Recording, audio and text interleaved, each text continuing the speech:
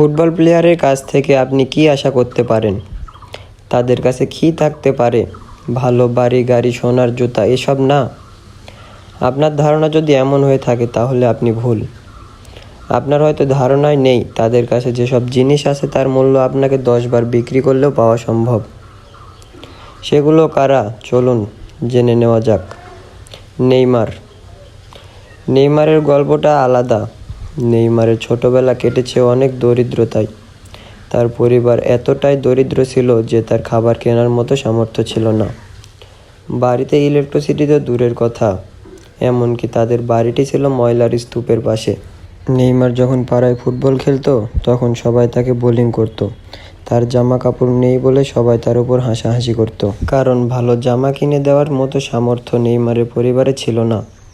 কিন্তু এত কিছু নেইমারকে থামাতে পারেনি, বরং তার জেদ এবং ডেডিকেশন তাকে বিশ্বের অন্যতম সেরা ফুটবলার বানিয়েছে। 2009 সালের পর নেইমারকে আর ফিরে তাকাতে হয়নি। নেইমার $100 মিলিয়ন কন্ট্রাক্ট সাইন করা শুরু করে।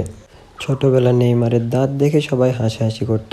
তাদেরকে দেখিয়ে দিতে প্রতিটি দাঁতের প্রতি $25,000 করে মোট $80,000 খরচ করেন। এছাড়াও 2009 সালে নেইমার $14 মিলিয়ন খরচ করে একটি প্রাইভেট হেলিকপ্টার কিনেন, যেটা সব কিছু ইচ্ছে মতো সাজানো ছিল। এটা কিন্তু বেশি খরচ হয়েছিল কারণ এটি সাজানো হয়েছিল নেইমারের পছন্দের কমিক ক্যারেক্টার ব্যাটম্যানের আদরে। NFT সম্পর্কে আমরা সবাই কম বেশি জেনেছি। মেটাভার্স আসার পরে এটা আরও বেশি জনপ্রিয় হয়ে উঠেছে। সিম্পল একটা আর্ট বা ছবির মূল্য ধরা হয় হাজার হাজার ডলার, যেটা মালিকানা শুধুমাত্র আপনিই থাকবে। আমাদের সকলের প্রিয় নেইমার $481,000 এই বোর্ড NFT কেনে। সেটা আসলে একটি অ্যাপের কার্টুন ছবি।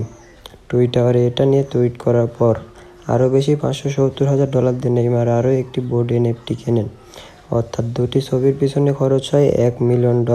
বিশ্বের একমাত্র ফুটবল খেলোয়াড় নেইমার $14 মিলিয়ন খরচ করে নিজের নামে একটি প্রাইভেট জেট কিনে, যেখানে 9 জন যাত্রী পরিবহনে সক্ষম। অসম্ভব লাক্সারিয়াস ইন্টেরিয়র লিডারশিপ কি নেই এতে? এটি নেইমারের একমাত্র জেট না, $22 মিলিয়ন নেইমারের নিজের জন্য কেনা। শুধু এগুলোই না, নেইমারের ভিডিও গেমসের প্রতিও টান রয়েছে।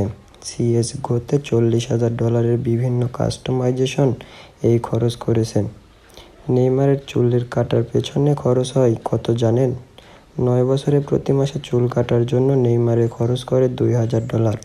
সব মিলিয়ে যেটা ছিল প্রায় $245,000। হ্যাঁ, এটা শুধু চুল কাটার পেছনে খরচ।